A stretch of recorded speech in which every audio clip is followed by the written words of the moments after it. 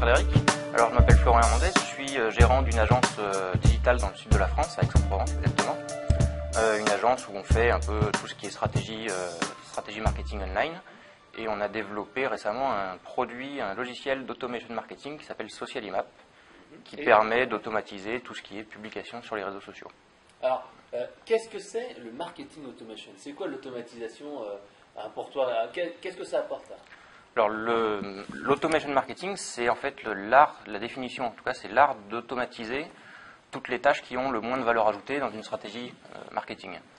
On se rend compte, on s'est rendu compte, nous, sur la partie agence avec nos clients, que lorsqu'on met en place une stratégie de marketing, on a une bonne partie, bien 60-70% des tâches qui n'ont pas forcément de valeur ajoutée et sur lesquelles on va perdre énormément de temps.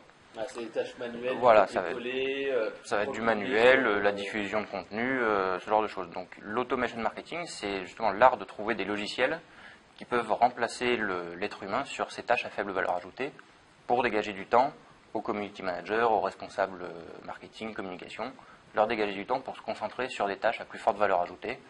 En général, ça va être la création de contenu, la gestion des conversations sur les réseaux sociaux, contacter les influenceurs, voilà. Ça, c'est vraiment ce qui apporte de la valeur. Et on va automatiser ce qui est plutôt copier-coller, automatisation. Voilà, tout à fait. Alors, qu'est-ce que toi, tu vas automatiser en fait de manière globale en marketing? Alors, il y a beaucoup de tâches qui sont automatisables. On peut automatiser tout ce qui va être bien sûr diffusion de contenu sur les réseaux sociaux, c'est ce qu'on fait nous avec notre outil Socialimap, mais on peut aussi automatiser tout ce qui touche au mailing, tout ce qui touche à la CRM, tout ce qui touche au reporting. Ouais, des chaînes automatiques de prospection, de fidélisation, voilà. Des envois automatiques de messages. Tout à fait. Donc en fait, quasiment tous les secteurs en fait peuvent être automatisés. Après, reste au client, en tout cas à l'annonceur, d'identifier les tâches à faible valeur ajoutée qui lui prennent du temps pour les automatiser. Voilà. Le plus gros, ça va être la base d'une stratégie d'automation, ça va être d'identifier ces tâches à faible valeur ajoutée. Donc en fait, vous listez, voilà, on va faire une opération, ou alors actuellement, comment vous gérez les médias sociaux. Et là, tu vas dire, bah tiens, actuellement, vous copiez-collez sur Scoopit, vous avez un blog, ou alors il faut le mettre en fait sur Twitter, il faut le mettre sur Facebook. Et je crois aussi qu'il y a la puissance des employés qu'on peut utiliser pour fédérer un petit peu et donner plus de visibilité. Tout à fait. Après, il faut identifier, quand on met en place une stratégie, d'identifier l'objectif principal du client. Est-ce que l'objectif, ça va être de générer des leads pour faire de la prospection? Est-ce que l'objectif, ça va être de la visibilité, auquel cas on peut utiliser, comme tu dis, tous les employés d'une entreprise, et le faire relayer automatiquement ou non les messages de l'entreprise. Le fait d'identifier l'objectif en amont va découler une stratégie d'automation marketing avec les bons outils qui vont répondre à cet objectif. Ouais.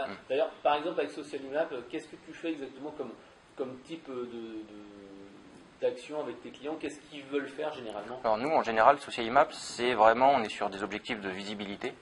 Donc on va mettre en place Socialimap pour diffuser des contenus qui sont créés en interne dans l'entreprise, soit les diffuser sur les profils de réseaux sociaux de corporate, la page Facebook de l'entreprise, la page LinkedIn de l'entreprise, pour alimenter automatiquement, soit on va utiliser les employés pour qu'eux-mêmes rediffusent automatiquement les contenus d'entreprise et deviennent un peu en quelque sorte des ambassadeurs de la marque et ainsi génèrent de la visibilité pour l'entreprise. Après, on peut aussi utiliser Socialimap comme une brique d'une stratégie beaucoup plus importante. Dans le cas où on aurait un objectif d'acquisition de leads, par exemple, on va pouvoir utiliser Socialimap comme une brique pour créer de la visibilité pour une landing page qui, elle, récupère des adresses mail ou des contacts qualifiés. D'accord. Mais est-ce que vous n'avez pas des soucis, par exemple, avec des employés qui disent bah non, je veux relayer, je ne veux pas relayer? Est-ce qu'on peut modérer, filtrer ou des choses comme ça? Oui, tout à fait. Alors, la solution permet justement, est assez flexible en ce sens pour pouvoir filtrer certains sujets ou certains contenus dont l'employé n'a pas beaucoup d'affinité avec. Je prends un exemple très simple. Dans une entreprise, on va avoir un service RH et on peut très bien ne prendre que le contenu offre d'emploi ou formation, enfin, ce qui va intéresser les RH pour relier uniquement ce contenu-là sur leur profil. Et laisser le contenu marketing. De l'argent. Alors après ça dépend de l'interne. Ouais. Alors, justement, quelles sont les clés de succès pour qu'une stratégie d'automation fonctionne? Comme je viens de le dire, déjà, la première chose à faire, c'est identifier les objectifs et les besoins. Souvent, quand on arrive dans une entreprise, il y a déjà une stratégie en place. On va déjà identifier quelles sont les tâches à plus forte ou à forte valeur ajoutée et à faible valeur ajoutée pour voir lesquelles on peut automatiser. L'erreur étant bien sûr d'automatiser des tâches à forte valeur ajoutée. Ouais. Ce qui peut arriver souvent. Des messages automatiques sur Twitter. Des messages automatiques. Merci, voici une promo, aime ma fan, page, etc. Voilà, alors après, on n'est pas complètement contre les messages automatiques, il faut juste que ça soit bien fait. Voilà, les outils d'automation marketing, il y en existe beaucoup. C'est toujours le même problème. Quand ils sont mal utilisés, ça devient très vite des outils à spam ou des outils qui sont mal perçus et qui ont l'effet inverse de ce qu'on voulait au début. Donc l'automation marketing, c'est quelque chose qui est très puissant. Mal utilisé, ça devient quelque chose qui est dévastateur. Ouais, ça donne une mauvaise image. Voilà. C'est l'entreprise qui a un robot qui me balance des messages, balance des communications. Tout à fait. C'est comme avec notre outil qui diffuse sur les réseaux sociaux. Nous, on est vraiment un outil qui envoie du contenu, mais il faut lui donner, on lui donne à manger du contenu. Donc si on lui donne n'importe quoi en entrée, il y a n'importe quoi qui va... Garbage out. Exactement. Ouais.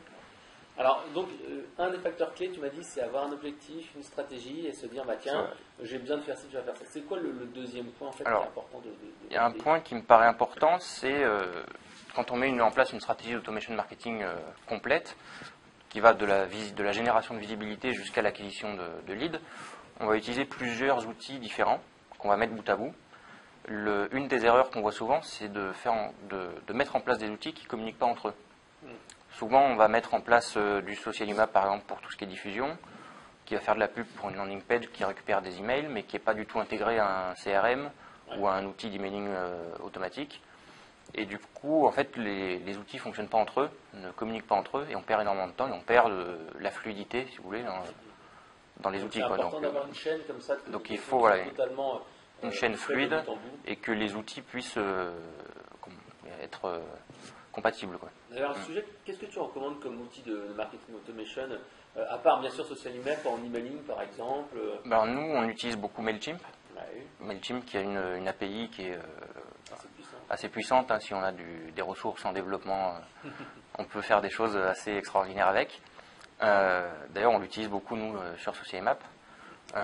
On va d'ailleurs l'intégrer, c'est une petite exclue pour toi, on va l'intégrer dans SocialMap pour pouvoir envoyer justement des mails automatiques. On utilise beaucoup MailChimp. MailChimp doit être connecté. Par exemple, on a un système de landing page qui s'appelle Landing App, qu'on a créé aussi en interne, qui communique avec MailChimp. Donc tout est en un, ils sont attirés via les médias sociaux, ils remplissent un formulaire. Ils remplissent le formulaire. Ensuite, ils reçoivent les mails auto. Voilà. Après, si on va plus loin, il faut que... Déjà, tu es, je pense, bien placé pour en parler, tout ce qui touche à la CRM. Il faut aussi que l'outil soit compatible avec toute la chaîne en amont, jusqu'au lead final, où là, à un moment, il va quand même falloir décrocher son téléphone pour conclure. Alors, est-ce qu'il y a un autre élément qui est important à connaître quand on veut faire donc, cette stratégie de marketing automation? Il y a quelques petits trucs en plus qu'on peut noter? Des petits trucs en plus. Après, ce qui est intéressant avec les outils d'automation marketing, c'est que souvent, on n'a pas idée de ce qui est possible de faire en fait, avec ces outils. Donc souvent, on découvre des besoins en mettant en place ces stratégies. D'accord. Tu as un exemple Nous, on voit ça souvent avec SocialImap, par exemple, où les clients nous appellent pour automatiser de la diffusion de contenu. Et au final, en utilisant l'outil, ils se rendent compte qu'ils peuvent aussi transformer leurs salariés en ambassadeurs, en relayant sur leur profil, mettre en place de la curation de contenu de manière qualitative. Et en fait, on décuple les besoins à partir d'un besoin initial qui avait été exprimé, mais qui restait basique. D'ailleurs, au niveau de la curation, qu'est-ce que tu recommandes, toi, comme outil? Qu'est-ce que vous utilisez ou vous recommandez à vos clients? Alors nous, on recommande évidemment SocialImap, étrangement. Dis-moi plus. En fait, si vous voulez, SocialImap permet de publier de l'information qui vient d'autres sites de l'extérieur. C'est-à-dire que soit on va trouver des blogs influents sur sa thématique, sur sa ligne éditoriale, on va pouvoir prendre ces blogs, les intégrer dans SocialImap pour relayer leur contenu. Soit on peut aller un petit peu plus loin et mettre en place un logiciel de veille. En fait, nous, on a créé des partenariats avec des logiciels de veille qui permettent d'alimenter SocialImap directement avec du contenu ultra qualitatif sur une ligne éditoriale donnée. D'accord. Il y a un filtre sur des mots-clés, des thématiques. Voilà, des filtres. On va utiliser des outils comme eKern ou SignUp. eKern, je prends l'exemple d'eKern, qui nous permet de créer des communautés de blogs et de les classer par influence et par pertinence par rapport à des sujets. Et nous, c'est ces flux-là qu'on va intégrer dans Social Map après. Donc avoir ça ne sera pas un robot, comme tu disais. On prend le flux RSS d'un blog et on dit tiens, on va en publier un par jour. Non, pas du tout, oui, justement. Voilà. On a les deux cas. Soit on a un client qui veut faire sa veille sur une quinzaine de sites identifiés. On branche ces 15 sites et on aura le contenu toujours de ces 15 mêmes sites. Soit on va un cran plus loin et on en place une veille où là on va surveiller 400, 500, 1 million de blogs de sites divers et on va extraire le contenu de cette veille, le contenu le plus qualitatif qu'on va ensuite aller republier sur ces réseaux pour faire une bonne curation. D'accord. Alors, je pense qu'on a un peu évoqué les risques. Le risque, c'est pour ne pas avoir la bonne information. Est-ce qu'il y a d'autres risques en fait sur le marketing automation? Je pense que le plus gros risque, on l'a évoqué rapidement tout à l'heure, ça serait lors de l'étape amont de mal identifier ses besoins et de vouloir automatiser une tâche à forte valeur ajoutée. Au bout d'un moment, automatiser, quand on arrive en bout de chaîne, au bout de la stratégie, il y a un moment où il faut quand même prendre le téléphone pour conclure une offre.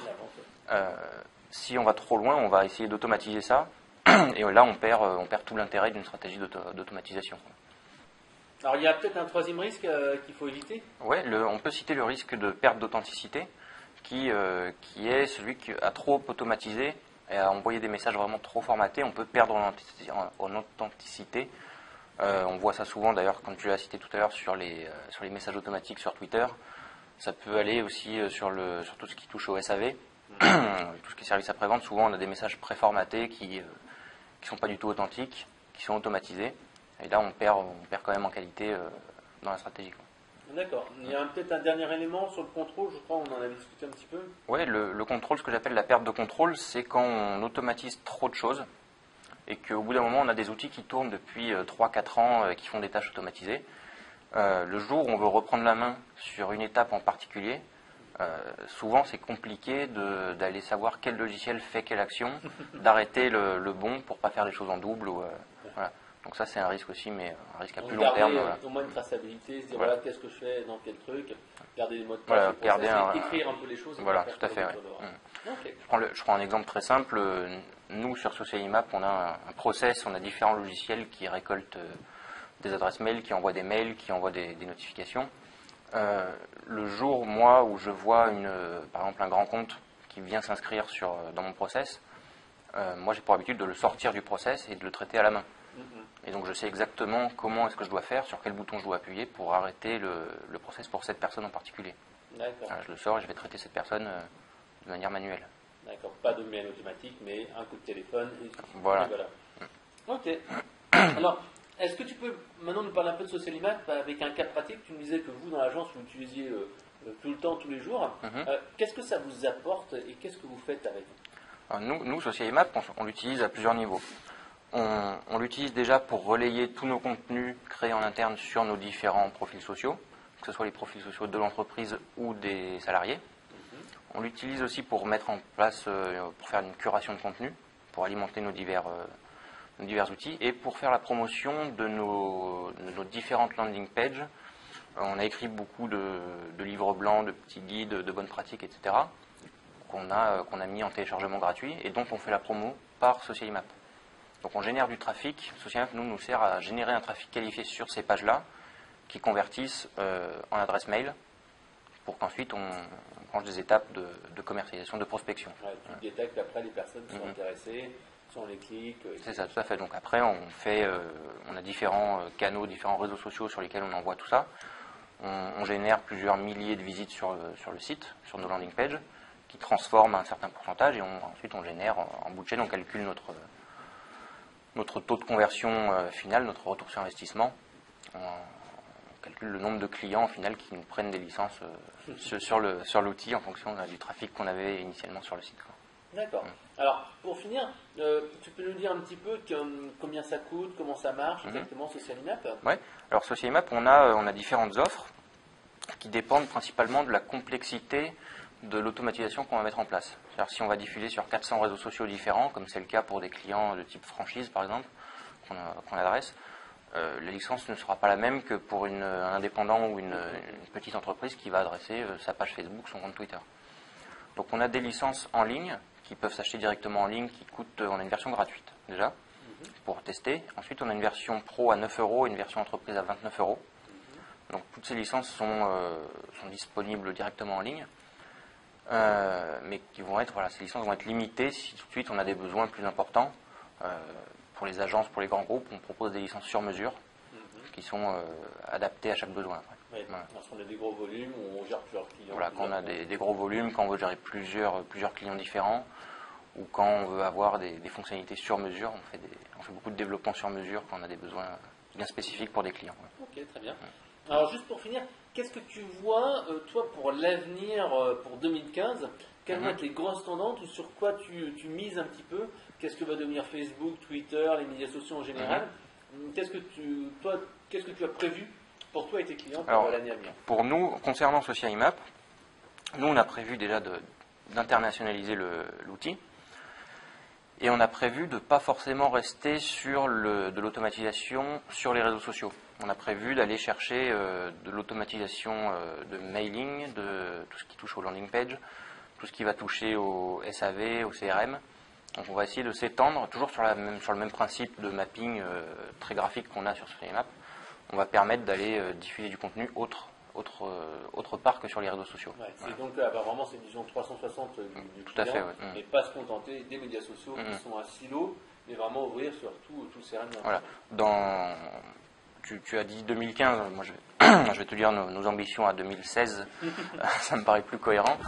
On a comme objectif d'automatiser, par exemple, un site marchand, quelqu'un qui aurait un site e-commerce, va pouvoir automatiser sur Social.IMAP toutes ces diffusions de produits vers des marketplaces, tout en gérant dans le même temps, sur le même mapping, les diffusions de ses actus sur ses réseaux sociaux et de gérer ses newsletters sur le même outil. Voilà. Avec le même principe très graphique de Social.IMAP. D'accord. Alors ça c'est pour Social.IMAP, pour ton entreprise et pour les médias sociaux. Qu'est-ce que tu vois les prochaines tendances ? Est-ce que Twitter va exploser encore plus ? Est-ce que Facebook va encore faire encore plus publicitaire, etc. On avait fait une interview il y a 1 an ou 2, il me semble, où tu m'avais posé cette même question et je t'avais répondu que je voyais Google Plus exploser. Alors je vais essayer de faire la même prédiction cette fois-ci. Je pense que Google Plus est toujours indispensable pour les SEO, mais c'est clair que Google Plus n'a pas le succès escompté. Non, je pense que d'un point de vue réseaux sociaux, Twitter augmente très fortement. Donc c'est un outil qui est un peu mis de côté parce que difficile à appréhender pour l'instant.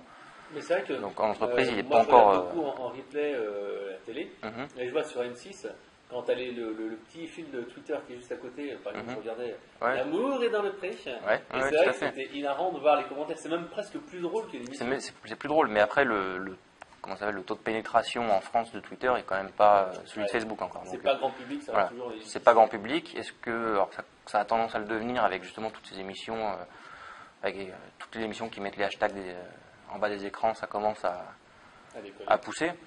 Après, moi, je miserais quand même beaucoup plus sur toutes les autres applications qui sont utilisées par les jeunes, les Snapchat, les Secret, les choses comme ça. À voir si ces applications sont pérennes et durent dans le temps.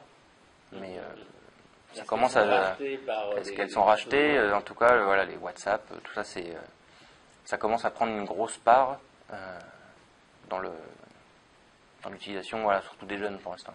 Ok.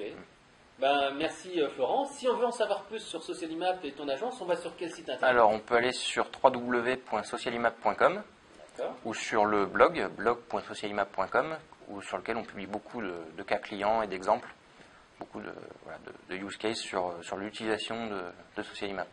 Alors là, tu vas nous montrer un cas pratique avec ton profil à toi sur Social.IMAP. Alors, montre-moi un petit peu, qu'est-ce que tu fais ? Ouais. Alors, ce mapping correspond à la diffusion de contenu de mon blog qui s'appelle Automation Marketing, qui se trouve ici, donc sur cette entité-là qui est le flux RSS de mon blog. Donc ce qui se passe, c'est qu'à chaque fois que je publie un article manuellement sur mon blog, ce dernier va se publier en temps réel donc sur mon profil LinkedIn, ainsi que sur ma page entreprise LinkedIn. Il va se publier sur mes comptes Twitter avec le hashtag automation. Qui est rajouté de manière automatique. Ensuite, ce qui va se passer, c'est que dans la branche du haut ici qu'on voit avec la citerne, c'est une branche qui va me servir à faire de la récurrence, c'est-à-dire qu'il va publier le même article plusieurs fois. Donc il est stocké en fait dans un article comme ça, donc, voilà. Et tu as un timer qui fait que ça republie tous les X. Alors j'ai la citerne qui me stocke l'article et à qui je dis de le republier un certain nombre de fois. Ouais. Le timer qui me sert à publier dans les bonnes plages horaires. Mhm. Le régulateur pour tout ce qui est la fréquence, donc je veux dire par exemple une fois tous les 4 jours. Le délai pour retarder dans le temps une publication, et ensuite le compte Twitter. Donc je sais que moi, quand je publie un article sur mon blog, il va partir directement en temps réel sur mes différents profils, et il va se republier à raison d'une fois par semaine pendant un mois sur mon compte Twitter. D'accord. Ensuite, alors, qu'est-ce que tu as de beau? Parce que là, je vois qu'il y a des embranchements à droite à gauche. Alors, ce qu'on a mis en place après, je vais commencer par la droite. Les quatre flux qu'on voit ici, ce sont en fait les quatre catégories de mon blog. C'est-à-dire que j'ai récupéré uniquement le flux RSS de chaque catégorie. Ouais.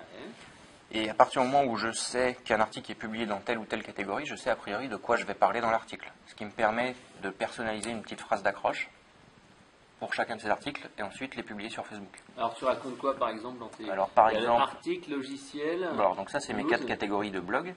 Je sais que dans ma catégorie logiciel, je vais parler de logiciels que j'ai trouvés sur l'automation marketing et que je souhaite présenter à mes lecteurs. Donc je rajoute ici des phrases d'accroche. Ça va pas marcher. Il n'est pas connecté au web. Je rajoute une phrase d'accroche qui va être par exemple voici un nouvel article sur les logiciels d'automation. Où avez-vous je vous invite à découvrir ce nouveau logiciel que j'ai trouvé. Enfin, c'est vraiment des phrases d'accroche orientées, personnalisées sur cette catégorie. D'accord. Donc voilà, après je diffuse ça sur mes différents profils Facebook. Ce qui est intéressant à noter, c'est que sur ces phrases d'accroche ici que je vais mettre, j'en renseigne plusieurs pour qu'à chaque fois qu'il y a un article qui arrive, ce ne soit pas la même phrase qui sort. Ouais, que ça passe pas robot. Que ça passe pas robot, voilà. Ensuite, ce que j'ai mis ici en bas à gauche, cette partie-là, c'est de la curation de contenu. C'est-à-dire que j'ai un outil sur la gauche qui s'appelle Ikern, dont j'ai parlé tout à l'heure, qui me permet d'injecter dans mon écosystème un flux de contenu extrêmement qualitatif. Donc j'ai une communauté de 400-500 blogs qui parlent de digital, dont j'extrais le contenu le plus pertinent. J'utilise l'opérateur de filtre qui me permet de filtrer tout ce qui va parler de mes concurrents notamment. Donc je filtre c'est vrai que c'est très pratique. Je filtre les concurrents et les sujets dont j'ai pas forcément envie de parler, donc sur les mots-clés ou expressions clés que je renseigne, je filtre. Ensuite pareil, je règle les plages horaires et je vais alimenter mon compte Twitter comme ça. D'accord. Au final, mon compte Twitter est alimenté de 3 manières différentes. D'une part, les articles que j'écris à la main sur mon blog. D'autre part, ma partie curation, donc ma veille. Et troisièmement, tout ce que je publie de manière manuelle sur mon compte. Donc, quand tu as peut-être un truc. Ce que je vais tweeter, ce que je tweete à la main, soit les conversations, soit les infos que je trouve à droite à gauche. La petite astuce que j'ai mis en bas pour finir, c'est simplement un retweet automatique que j'ai mis en place, où j'ai mon compte perso qui va retweeter le compte de mon blog à raison d'une fois tous les 3 jours. J'ai utilisé le filtre ici pour filtrer les conversations, parce que sur mon compte blog, je peux avoir des conversations avec d'autres tweetos, voilà, donc je filtre le caractère arrobase notamment pour filtrer toutes les conversations. Je règle ma fréquence, je rajoute le RT, et du coup j'ai mon compte personnel qui va retweeter une fois tous les 3 jours des tweets de mon compte blog, qui lui-même est alimenté par ma curation et par mon site. Ok, très bien. Ça a l'air assez clair. Est-ce que tu as des clients qui font des trucs un peu plus complexes que ça? Alors, ça c'est un mapping qui est relativement simple. On a des mappings où on est obligé de dézoomer l'écran à fond pour qu'il rentre dans la page web. On a des clients qui sont vraiment très imaginatifs. Avec des mots-clés sur les jours, les dates, les heures. Voilà. Alors on en a qui vont personnaliser. Moi j'ai personnalisé ici par rapport à mes catégories de blog. On a des clients qui vont beaucoup plus loin en personnalisant directement chaque article un par un. Ils utilisent des filtres pour essayer de trouver automatiquement quel mot est utilisé dans le titre d'un article pour ensuite lui coller le bon hashtag, par exemple. Donc ils nous mettent des batteries de filtres. Ils peuvent utiliser aussi tout ce qui est timer pour personnaliser les messages en fonction du jour de la semaine. Et le samedi ou si c'est un magasin, etc. Et alors après on en a qui font les deux en même temps, qui personnalisent les articles par rapport au sujet Ensuite, la phrase d'accroche par rapport au jour de la semaine. Il rajoute les hashtags, les phrases d'accroche qui vont bien. Et là, ça fait tout de suite des mappings qui sont beaucoup plus complexes. Et beaucoup plus, bien sûr, pointu, précis. Voilà, beaucoup plus... Après, je pense que sur certains cas, c'est quasiment impossible de détecter l'automatisation sur leur réseau. Ça a l'air tellement vrai. Ok, merci pour ce cas pratique alors. Merci.